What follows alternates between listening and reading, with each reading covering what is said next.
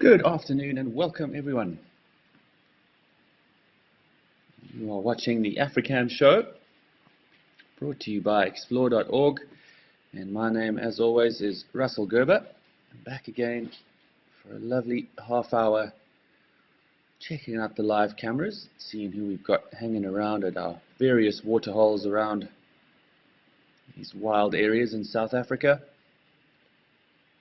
And as always, taking your questions. If you have anything on your mind, anything about the animals on the cameras, or anything you might have seen recently, or even if you just want to say hi, please do feel free to give us a shout out. I'm always very happy to chat with you, so feel free to pop us a question. And then of course we'll also go through some of our highlights from the last week or so that you might have missed on the cameras. Some of the really cool things that we managed to capture on the cameras from time to time. Something much like this little kingfisher, and what is a beautiful pied kingfisher, for those of you who are not too sure of this particular species.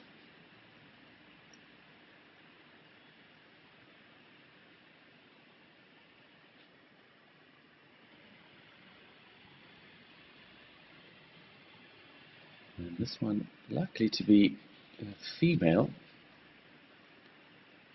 If you look carefully at its chest, you'll see there's those two pretty clear black marks. Almost looks like a collar.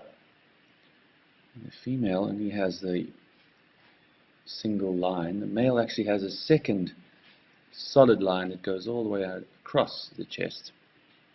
And that's how you can tell the sexes apart of the pied kingfisher.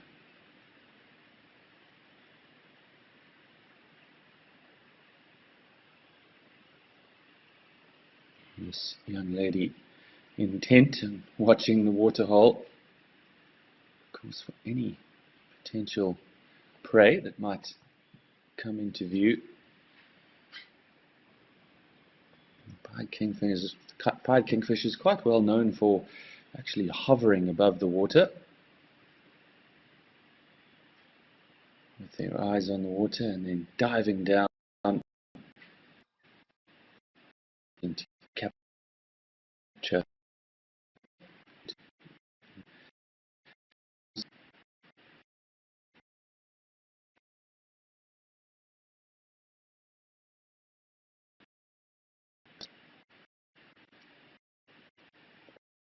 that. But as I said, the other species preys on fishing.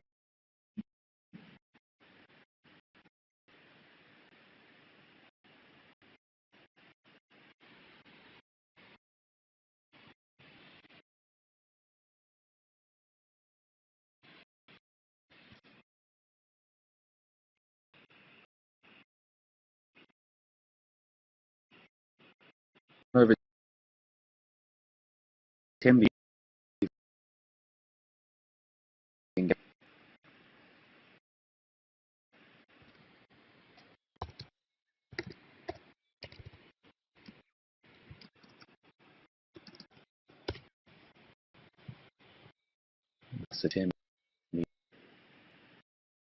we'll still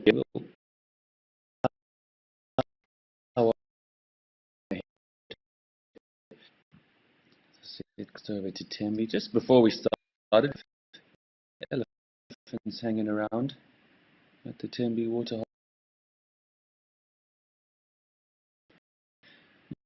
You'll see a lot of areas actually quite open.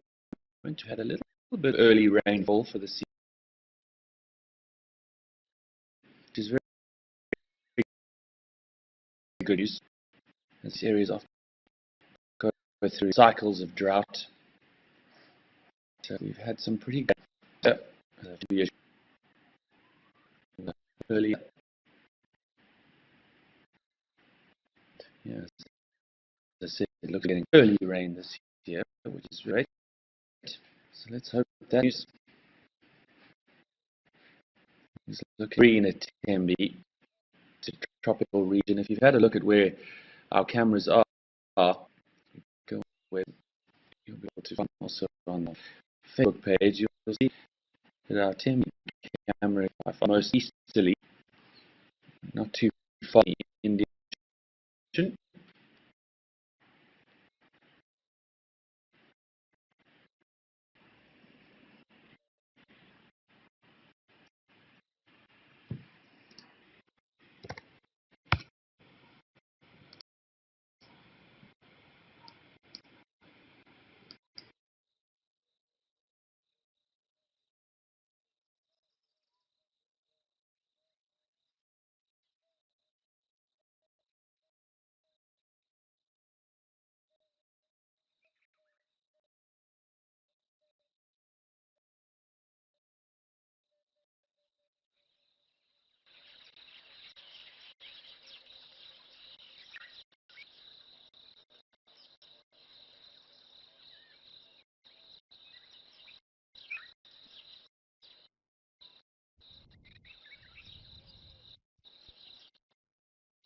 Okay, that helps with the video a little.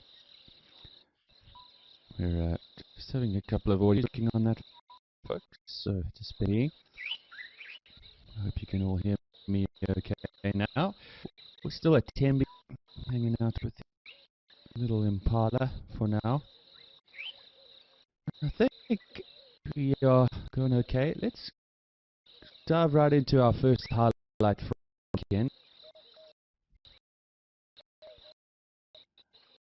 And this is something we haven't seen for a while now.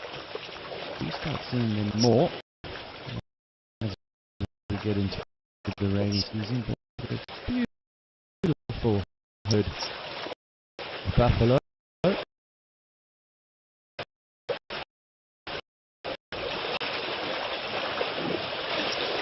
many of them.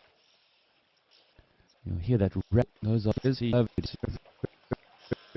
as a breeding herd, and we've got various members, the big dominant male females, and even calves will be in amongst them.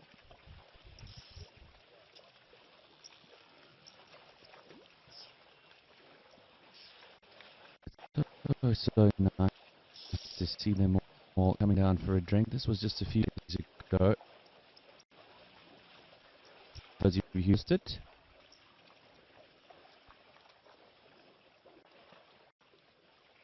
Site 5.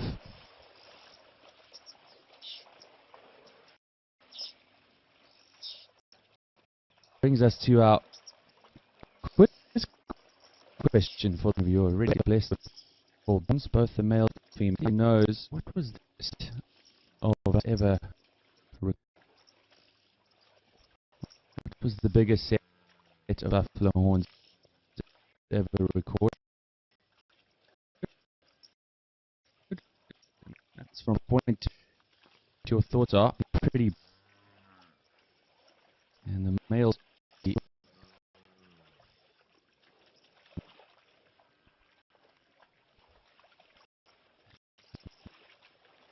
So the male sticker used them for fighting, and that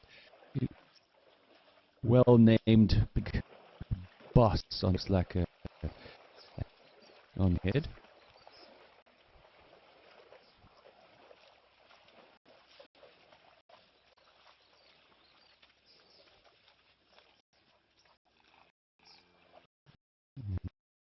That's where you can tell each other. But females not quite prominent.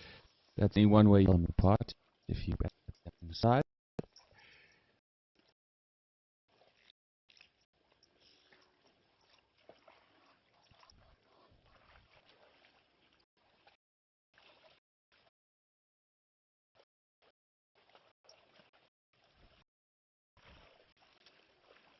But that's a really cool sighting. And let me know what your thought on that quiz question. How big was the biggest recorded buffalo horns?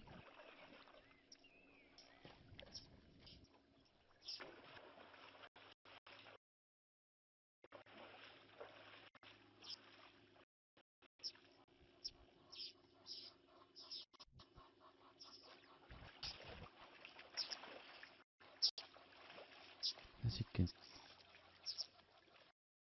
see, think about the size of a heart, which is, as I said, quite common in terms of you'll often have the smaller group to as the boys, which are often older males who've left these small little groups, 5 or 6 individuals of their time hanging around permanent water. Whereas the big herds like this, they'll be moving around a lot more, searching grazing sites to different areas.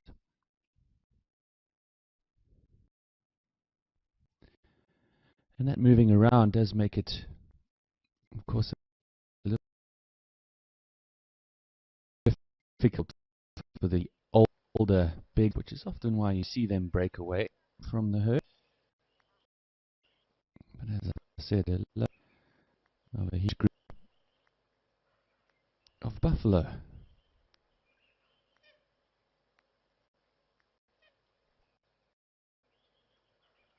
Because buffalo, today referred to as the African savanna buffalo.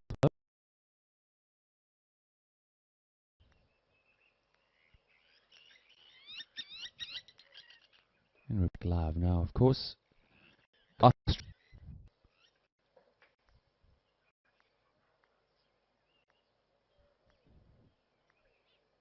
Looks like a male and female pair. Beautiful bird.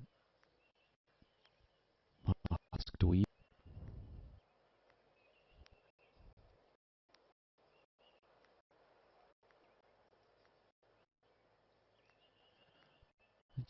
Just one more word on the buffalo. The only really animal you could cross them with is the buffalo.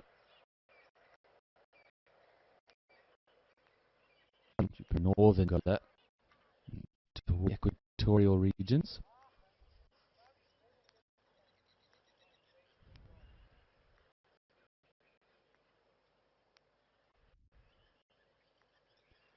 Looks like we've got a few ostrich around here. Looks like 2 males, male.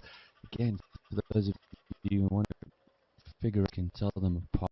Males tend to have darker feathers, almost much black. The females are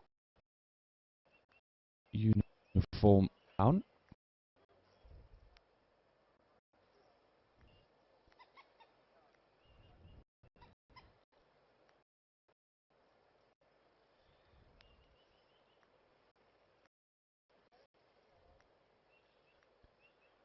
Folks enjoying a game drive. So yeah, there you go. It looks like 2 females and a male.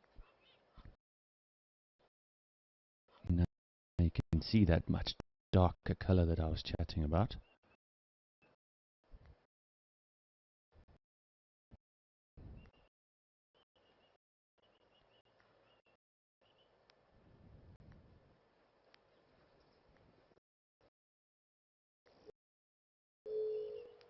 A quick hello, Stephanie and Aussie Jan. Welcome, and to all of the rest of you out there. It's lovely to have you with us. I know we all have a little with the feed on that.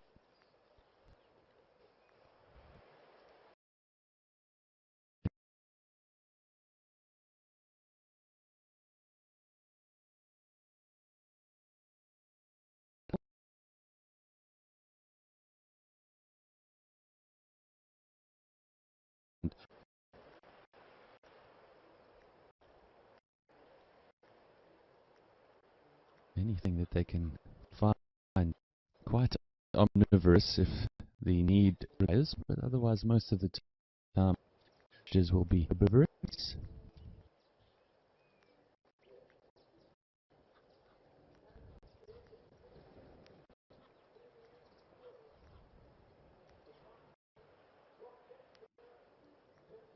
While we this little family, see if next height.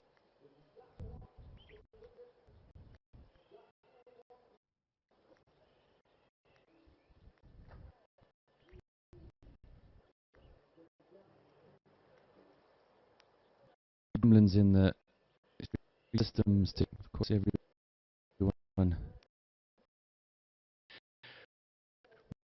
coming from all the way down in South Africa, stream to the world. We get some stormy weather in the afternoons that can mess with our bandwidth. Isn't it amazing that we can still even bring these shows to everyone from the middle of nowhere like this?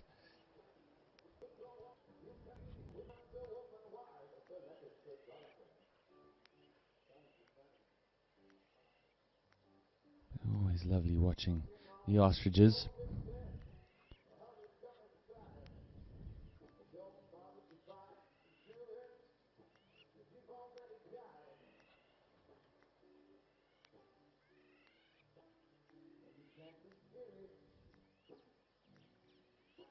Now, I've managed to be on foot around a few wild ostriches in my time, and I can tell you it can be quite intimidating. Of course, they have powerful, powerful legs, big claw on the centered toe, so they do have formidable weapons for defense. And though they look to be quite timid, getting on the wrong side of a ostrich, certainly if it's a breeding pair that has a nest or eggs nearby,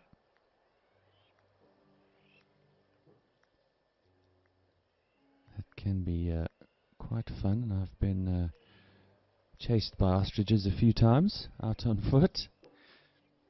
Not something I would recommend to you, but it is part of the fun if you're on a walking safari. And hi, Anna Emerson from Boston. Thank you for the quick hello. Lovely to have you with us. So let's see if we can go into the next highlight clip that we've got for you folks. As I said, most of these were taken from just the last few days. And this one, a really cool little clip of something that is happening quite often around the waterholes at the moment.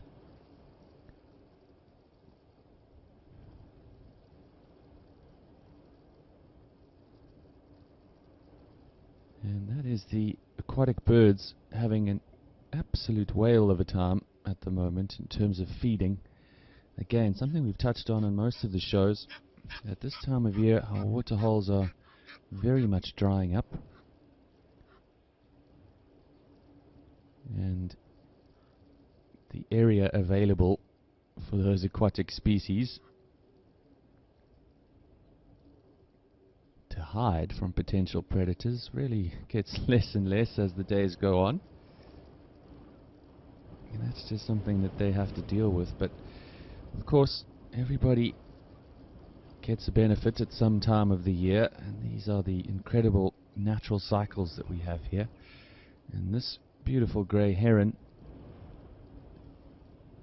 as I mentioned to you, enjoying the benefits of the dry season.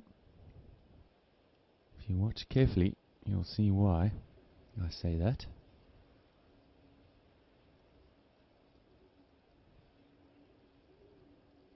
Now, it's just amazing to me how dead still these birds can stand.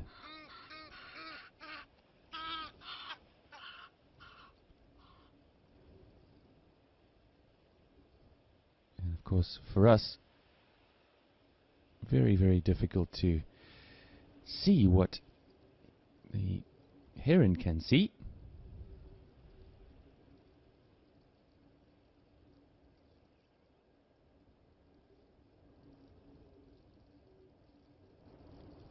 And a quick hello to everybody. Marie Atkins, welcome from North Carolina. That's great. Pounce from Florida, welcome, welcome, welcome.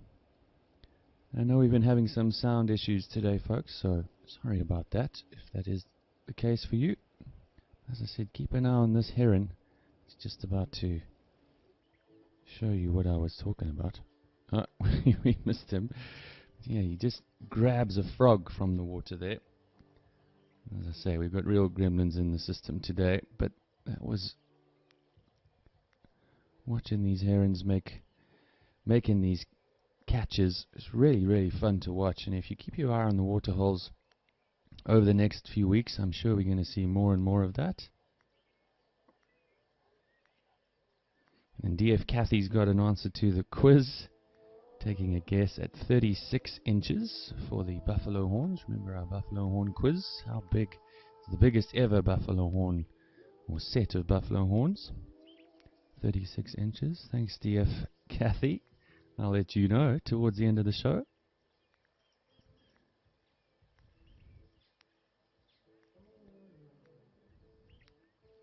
But for now, all pretty quiet, just our ostriches having a little feed next to the water hole.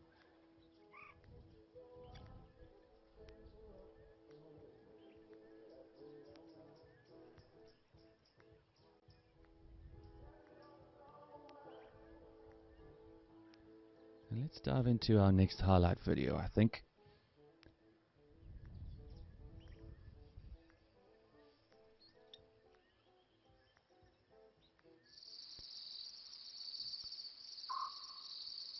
Again, a really, really cool species that we don't see that often. And let's do just a little bonus question for you. Let's see if those of you out there who can tell me what species of owl this is. What species of owl do you think this is? Again, not one we see very often, and certainly not on our cameras. But a very distinctive face on this particular owl.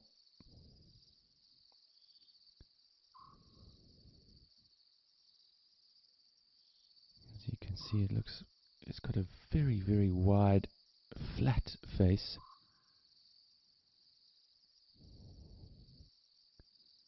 Almost reminiscent of a barn owl, but it is not a barn owl. So let me know what you think. What species of owl do you think this is? And this little owl just having a little drink of water. As many of you will know from what we've chatted about in previous shows, things getting pretty hot around the bush at the moment. And while we're watching our little owl, again, a few hellos. Hi, Betsy from Kansas. Maureen from East Anglia. Janet Bolton from Richmond.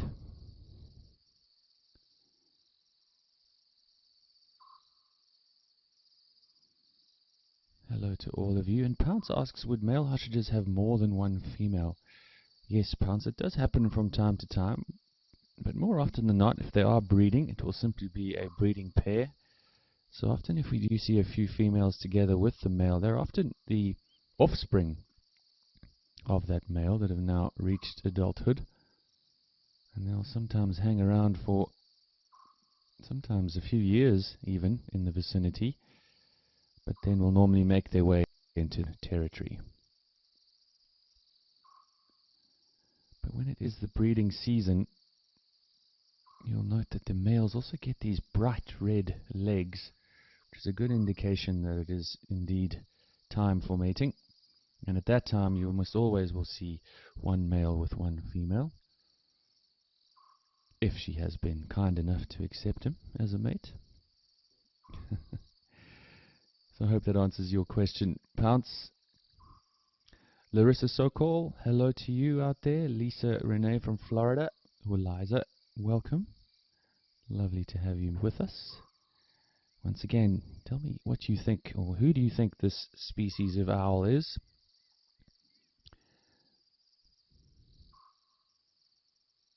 Jackie Cressman, thank you for your answer. She says a barred owl. It's a good guess. And it's difficult to tell the size, but I'll help you out a little and tell you that this owl is somewhat bigger than a barn owl. Than a barred owl. And we're back live now. So Let's see who else has got it. Christy Lawson. Looks like she's nailed it. It is indeed a marsh owl. A marsh owl.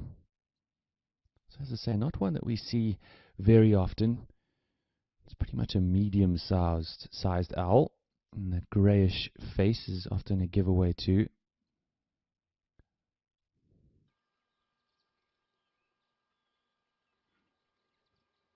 As the name suggests, they do prefer the marshland areas, damp grassland as well.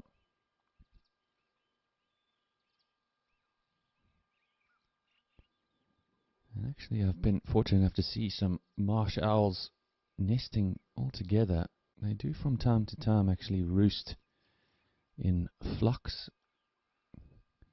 which was quite unique. You don't often see a bunch of owls all together like that, so that was quite a special sighting. But thank you for your answers, everyone, and well done, Christy. You know your owls. And then we've got one more clip that we wanted to show you as we look at our hippo in the water. And then off to the right, our Egyptian geese.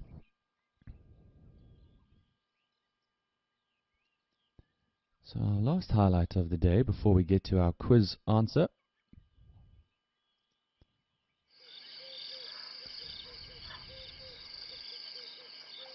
It was a really fun sighting of an interaction between two pretty iconic African species. And this, of course, between these lions at Tembe. And they look to be the sub-adults. There's a mom with 3 cubs, or sub-adult cubs, that we often see by the waterhole at Tembe. And these 2 sub-adults, you can see the one on the left is the male, and the one on the right, the female. Thought that this porcupine was way too interesting to leave alone, as it was foraging out in the open area. And you can see now the porcupine with its spines all standing right up on end, making sure it keeps its back towards the big predators. And often in situations like this, certainly if young lions haven't come across porcupines before, it takes them, unfortunately, a harsh lesson that they need to learn before they realize not to take on porcupine. And some of you might be surprised to find that there are some predators, even lions, often leopards, who learn to specialize in hunting porcupine. Of course, if you can get at the underside, there you see the rest of the group, 2 sub-adult males and female. And if you can get at the belly of that porcupine or get around the front, there is always an opportunity at a meal. But if you get it wrong, well, it's bad news for whoever's trying to take on that porcupine. They do have little barbs at the end of those spines that often stick into the flesh of any would-be predator if they get it wrong. Some people under the impression that porcupines can in fact shoot those spines. They definitely can't do that. They do come out quite easily. They'll often rattle them as well to make a noise to intimidate predators. And what they can do is they often do run backwards quickly if the predator gets too close, and that can catch them in the face or in the paw, which can be very, very painful and difficult for the predators to get out. But it looks like perhaps these young lions learnt their lesson a few moons before this, and as I say, it generally tends to be the hard way when they learn those lessons. Now, porcupine still got its spines up, a little bit concerned about those lions still. But watching this whole sighting, eventually the lions, as you can see now, they've already lost interest, and now porcupine just gets back to foraging, which is pretty cool. You don't often see them continue to hang out in the same area.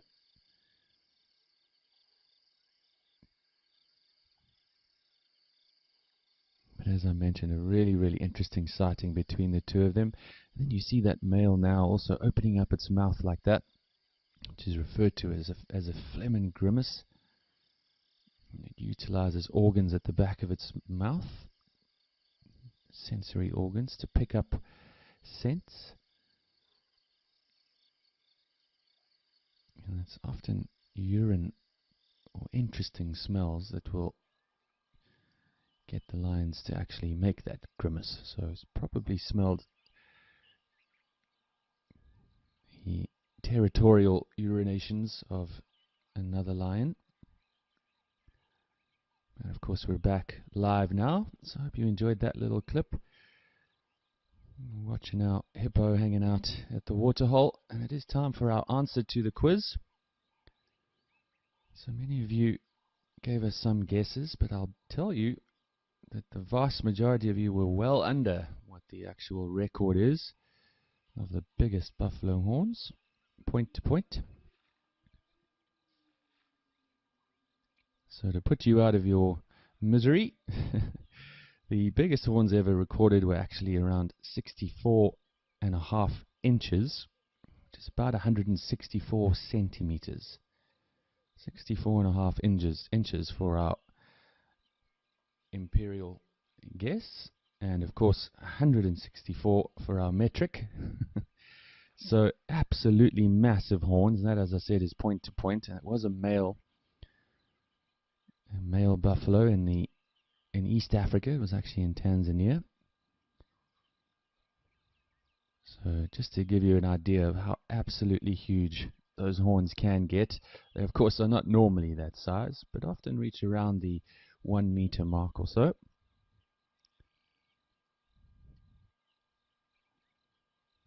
But certainly not horns you'd want to be on the wrong side of.